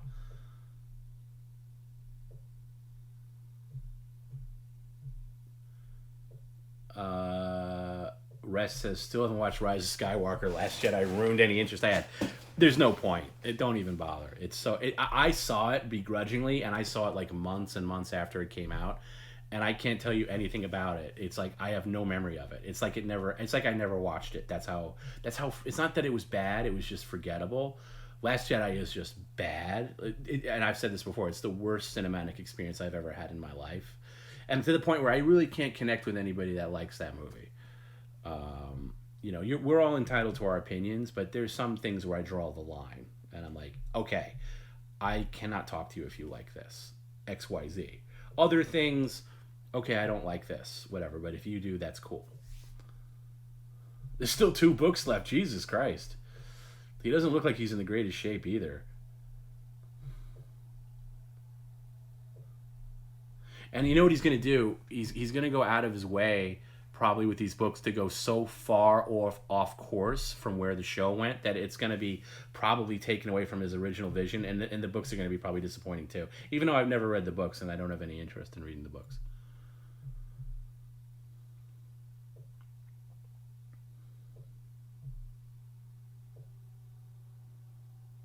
That's a great way to put it. I was excited for Last Jedi. I walked out of the theater like I was just molested. I know what you mean. I walked out of that shell shocked. Like, that could not have been real. This was a dream, and I have to wake up. Like, this was terrible. Cora says, The Force Awakens was decent to me. Last Jedi destroyed any interest. Rise of Skywalker was just pure garbage. Yeah, I'll agree that Force Awakens was okay. Force Awakens to me just hit the watermark of acceptable. There's a lot of things I don't like in it. But if the next following film was great, and it was like all about like Luke Skywalker and stuff, and it was like, cool, it would rise, it would give rise to Force Awakens. It would make it a better film. But the fact that the next movie is such garbage, it makes it just, to me, Force Awakens is just as forgettable now in hindsight, because you can't watch it knowing what comes next. It's terrible. Terrible. And I just think they waited. There's so many wrong things that we could spend hours and hours talking about what went wrong with Star Wars. Obviously laziness. Obviously J.J. Abrams, who's the cinematic antichrist. Speaking of lazy, not mapping out any kind of end game, just rushing to cash in on Star Wars, thinking that we'd all just line up with our dollars because basically trying to cater to every group imaginable except us, the actual Star Wars fans. And to be fair, they just waited too long. They waited too long. Outside of how bad Last Jedi was, and obviously a lot of the problems rely on the script and the story, I was really bummed out by Mark Hamill's performance. I felt like Mark Hamill forgot how to play Luke Skywalker. I felt like I was watching Mark Hamill and not Luke Skywalker, because it was just like, I don't know. And I know it was a cowardly, curmudgeon-y Luke, which nobody wants to see, but there was so many problems with it. Rain Johnson said he didn't like Empire Strikes Back as a kid. That guy, I know, and I can't stand him. I hate Rain Johnson more than I hate Kathleen Kennedy, and I hate her quite a bit. And I won't see anything he does. Like they had that movie, what was it, Knives Out, that came out last year. And I remember my girlfriend was like, "Oh, I don't know, I forget where we were. We were somewhere." Like, somebody said that was really good. I'd like to see that, and I just gave her the death look. I was like, I am not seeing any film made by Rain Johnson after what he did. As if he killed a family member of mine. As if he murdered somebody. As if he murdered somebody I loved. Like that's like when I hear those words, I was like, do you expect me to see a movie made by Rain Johnson?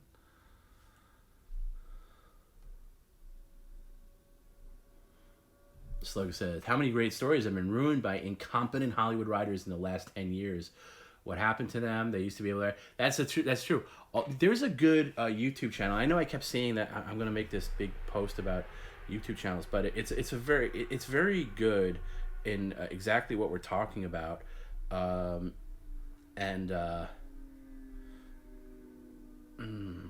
it's called the Critical Drinker.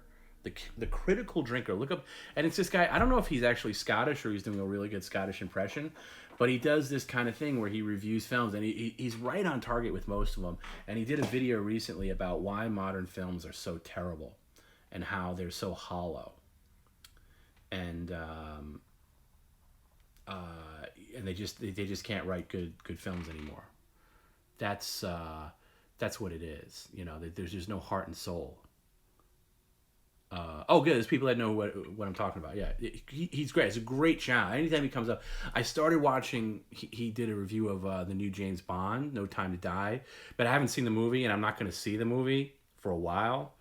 So I stopped watching it, but I was like, ooh, I really want to see what he has to say about it. But he's on the money about every fucking thing I've ever seen. Any video he posts, I'm like, yeah, I'm exactly on point. And he also gives credit to movies that are better than you think they are. Like analysis on movies that like why they're good. Like he did a video on the movie The Hunt for Red October. You know, the Sean Connery, Alec Baldwin movie, and it's a movie I love. It's one of my favorite movies, and he like nailed exactly why that movie's great and why it deserves a rewatch if you haven't seen it in a while. And yes, he did do. It's funny. Speaking of Game of Thrones, he eviscerated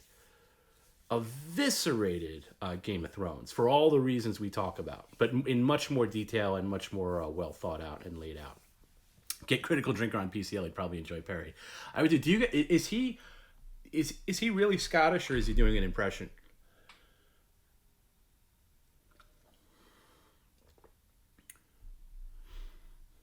And a movie like Hunt for Red October would never be made today because it's just so, you know, people would say it's boring, but it's not boring at all.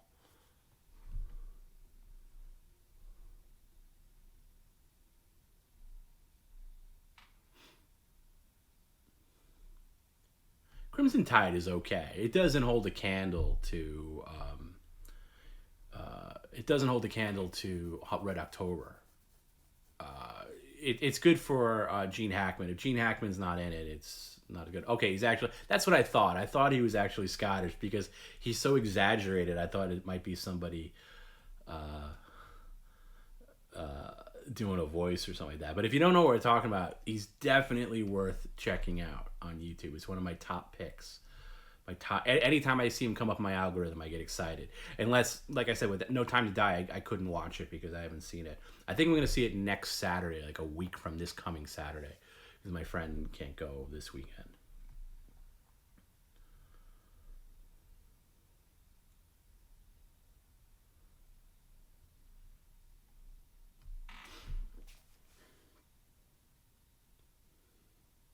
Yeah, I figured he's a little bit of a character, like he accentuates the accent.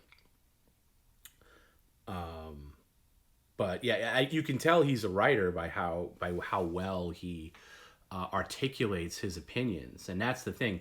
If you can everybody has opinions, but if you can articulate the opinion well, you know, that's something special, and he really is good. And he doesn't come from a point of view like, you know, like he's anti woke culture and anti PC stuff, but it's not political in nature. It's narrative. It's about characters. It's about don't crowbar these social agendas in these films when they don't add anything to the story or make anything special about the characters. And that's the point. It's not, because a lot of people can get defensive about people that say, hey, we don't want like woke stuff in our movies or TV shows. And they just automatically assume that you're coming from a political agenda, but you're not. It's just like, no, I'm not coming from I'm coming from the agenda of somebody who enjoys good movies or good TV shows. And you can be anti-social justice warrior shit, without being political about it. No, I just don't want to see this crowbarred into my entertainment. You can have this on all other stuff. You know, you want to put that in the news, you want to put it on social media, go for it. But once you interject it, especially into established canon and established series that we grew up with, that we have a passion for, an emotional connection to, you can't do that. You know, you can't do that. Then we're going to have a problem with that, because you're destroying, you know, our cultural history in a way. And, you know, that's why you can't, you know, what are you doing? Like, even like somebody, I saw a thing, like a clip, not a clip, a picture of the new Bond movie. And it's just kind of just tells you everything about this movie, where who's the black, is the black chick Monty Penny? Because I don't even remember. I forget. I'm assuming she's Monty Penny, the one who's now 007, and she took over his role. Okay, she's a big badass, blah, blah, blah, blah, blah. And there's a picture of her riding a motorcycle and Bond on the back of the motorcycle. And I was just thinking to myself, there's no way Sean Connery's Bond would ever be on the back of a motorcycle driven by a woman. And I'm not saying that as chauvinistic, and I'm not saying that as anti-woman or anything, but Bond is a different kettle of fish. And I don't think that would ever happen, you know, to Sean Connery's Bond. I don't think Bond, period, should be that. So anyway, a friend of mine were having a discussion, and we were trying to guess a scene that's going to be in the new Bond movie. And you know, that like a woke type scene. And I was like, okay, I bet there's a scene in the new Bond movie, and I haven't seen it. I bet there's a scene where him, and I'm just gonna call her Monty Penny, I assume she's Monty Penny. Oh, it's not Monty Penny. Okay, whatever her name is, I'm gonna call her Monty Penny for the hell of it. Whatever her name is, I said there's gonna be a point where Bond is in a room with his back facing the door, and he's talking to this tough, you know, a 00 agent, and a guy comes in from the back, and she quickly pulls out a gun and shoots him, and saves Bond, and because Bond didn't even hear him coming, and then he turned around quickly, and you know, and she says something like, "You can thank me later," you know. I was like, something like that, and he was like, "Oh my God, I bet that's in the movie," and I was like, "Yeah, we'll see, maybe it's not that bad." Yes, I have seen Red Letter Media, not recently though. I don't like the. I only like certain Red Letter Medias. I like when they do the half in the bag, but none of the movies they've done in the past year and a half are like really relevant, so I haven't seen it recently. And I like the review series when they look back at a movie. But yeah, I like it, but I don't dive into everything they do. Bond will be culturally dead and irrelevant after Craig is done. I don't agree with that. I would like to think that they will not hard reboots narratively, but, you know, I want a new Bond. I want a younger Bond. I want a Bond that's not going to hate being James Bond. You know, I want a Roger Moore, Pierce Brosnan, like two actors, not for their Bonds, but two actors that actually enjoyed being Bond. I want somebody that actually enjoys being Bond, and, you know, I want. Yeah, good writing. I mean, is that so hard? Because really, you look back at Craig's tenure as James Bond, he's only got Casino Royale. That's the only really great movie he did, which is sad. And people say Skyfall. Skyfall's got a lot of problems. Skyfall's also weird because it's like the third movie. He's supposed to be like a rookie in Casino Royale, but then like by the third movie, he's like a weathered vet. And, you know, is like needs to get like training again. I don't even remember all the beats of it, but I was thinking like, wait, did we miss like 5 movies in between Casino Royale and Skyfall? Because it just seems weird. And then the following, what came after Skyfall? Spectre? That, and I don't barely remember that. I just remember it being horrible. The future is female. I know. Maybe I'm just being idealistic. Who's Timothy Chalamet? Who is that? I don't even know who that is, Mumbles. But I trust your judgment.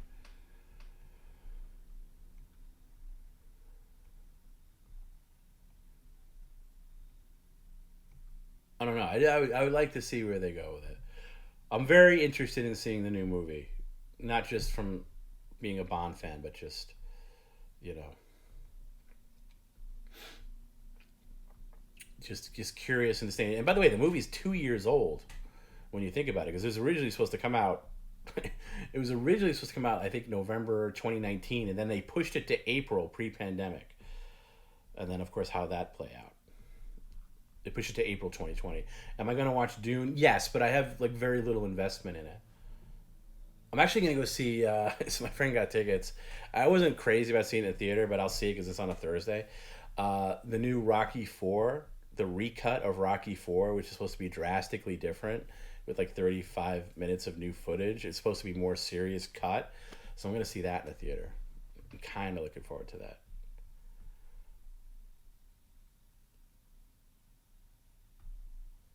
Always wanted the Eric the Midget Bond movie. Well, that unfortunately is out of reach.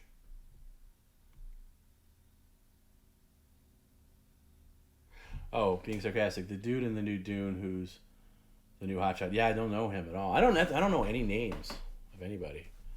So I eventually you check out of things in the chasm. Rocky 2 is the best. You can make that argument. It's a great sequel. It's a much better movie than it has any right to be. I feel the same way about Karate Kid 2. Not that Karate Kid 2 is better than the first Karate Kid. It's not by any means. But it's a better sequel than it has any right to be. Have I been following any of the drama between Bam Margera and the cast of Jackass? No, just that I know that there's drama and he's like a lunatic and he's like isn't he suing Knoxville and stuff? I mean, I always hated that guy. I never could stand him. I always hated him in Jackass, and actually, if he's not in the new Jackass, it actually makes me want to see it even more because I cannot stand that guy.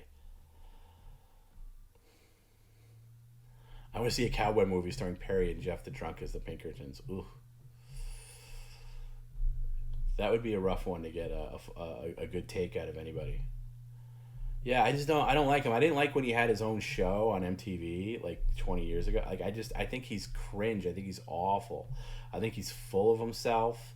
I don't think he's interesting. I don't care about him. I don't care about his drug problems. I don't care if he needs rehab or doesn't need rehab. I just don't care. So I don't go out of my way. And I was never a huge Jackass guy. I mean, I enjoy the movies and stuff and like anybody else, but I'm not that invested. I couldn't name you a lot of Jackass personalities, but he's definitely the worst one, the least interesting, and he seemed to be not only the least interesting, but seemed to have tried to squeeze the most amount of fame outside of Jackass, which is crazy because he thinks he's bigger than he is, you know what I mean? If that makes sense, like that even like the way he dresses or the way he looks, like he thinks he's this like star. I mean, I guess he is a star, but he has such a high opinion of himself, and it's just so nauseating. I can't stand him. Spoiled, entitled brat. That's fine. Yeah. I never found any of that funny too, where he was like I don't know, like doing something to his parents while they sleep. That was always the most boring stuff of Jackass. I never care. I don't care about him. I don't care about his parents. I just want him to go away, and it sounds like he did. There's certain people that he just seems toxic, and there's certain toxic people, whether you're doing a film or anything else, that. Okay, this guy's just too toxic for the room. He's got to go. You just got to cut the cord completely. And it sounds like they did that and they made the right decision. His style is douchey. Yeah, I mean, I haven't seen him in a long time. I mean, once in a while he'd pop up on YouTube or something like that. But yeah, I agree. Totally douchey.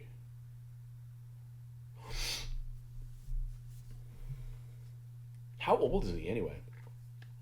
As the older Bam gets, the less his antics seem to be shtick and more becomes clear that he had true mental illness. I mean, that may or may not be true. Again, I don't care. It's just, yeah.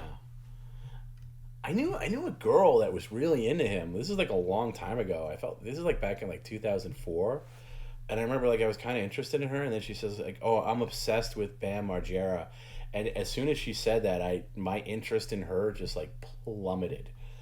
Do you ever have that where like it could be like a guy or a girl, like you just like you find out about something or someone that they're into, and you have such low opinion of that person that if this person could be into them in some way, I'm like, oh, that's we're done. Like this whatever I thought this was is over. Goodbye. It's not even interesting. He's 42. Okay, if you're over 40, I mean that's. And he looks rough. He looks rough too. Like there's some people that can be in their 40s and still, look fine. And again, I'm not aging anybody, but there's some people that just look rough as fuck, and you know, he looks like he's had some hard living. But I guess drugs and shit do that too. I think drugs age you by multiplication of 5. Yeah, Tracy, but you look great. I'm not saying yeah. It's not about age. It's about how you look, about how you present yourself. Did you change your name, by the way? At least on Twitch.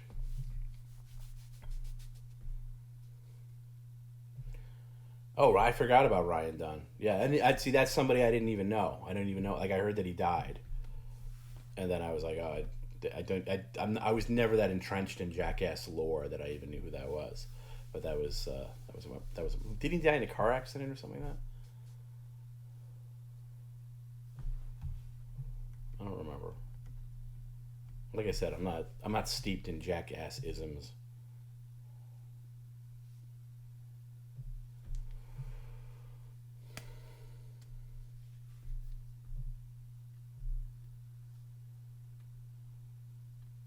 Oh, okay. So that accelerated his downward spiral. I felt like he was always kind of like on some kind of weird spiral even before that.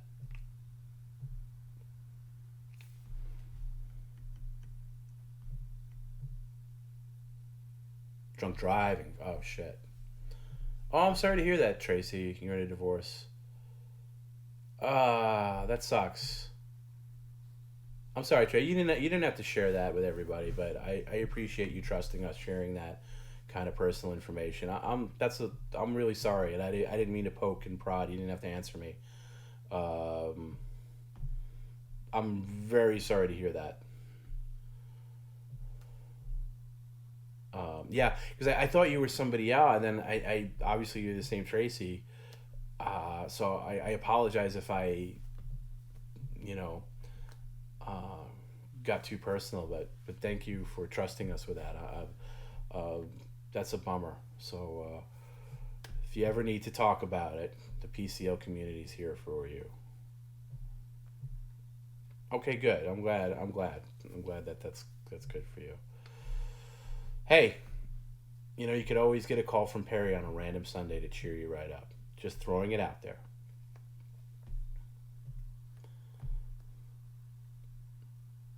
A lot of people have said that makes their lives infinitely better, but I don't want to minimize it. That's a rough thing. I've never been through that, so I don't know. But we're here for you.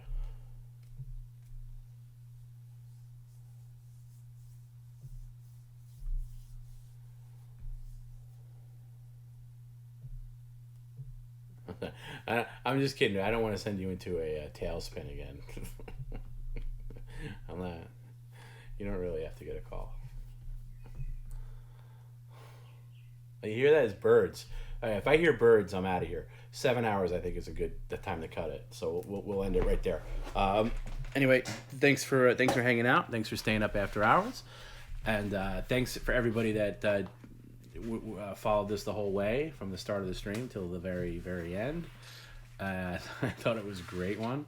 And we'll see you on Friday. And best thoughts to Tracy. I hope you're okay. Seriously, totally reach out if you need anybody to talk to. That sucks. We're all here.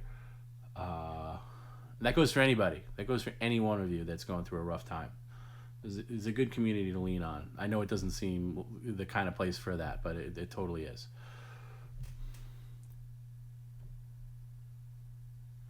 Slug says, I had a laugh earlier today about Perry replying THX to that guy who poured his heart out to him in a big letter and how it helped him through a rough period. I know. That makes me laugh too. But I forced him to write a really long reply.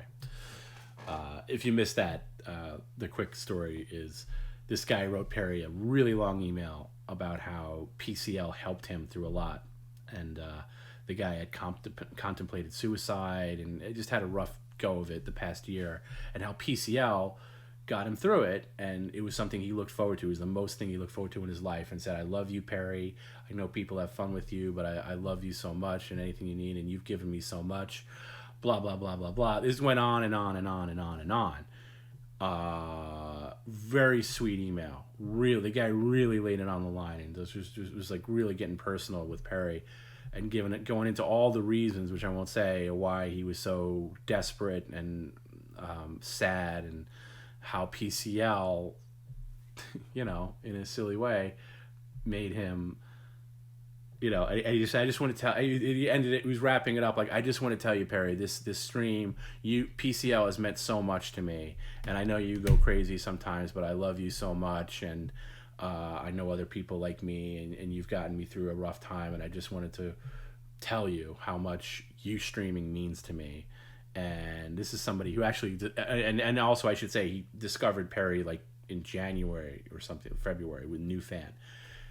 And Perry's response to this, when he clicked reply, he just wrote, THX, thanks. Couldn't even write THANKS. Just wrote THX, which is such, and I remember him telling me about it. I said, oh my God, he was reading it to me. And then I got...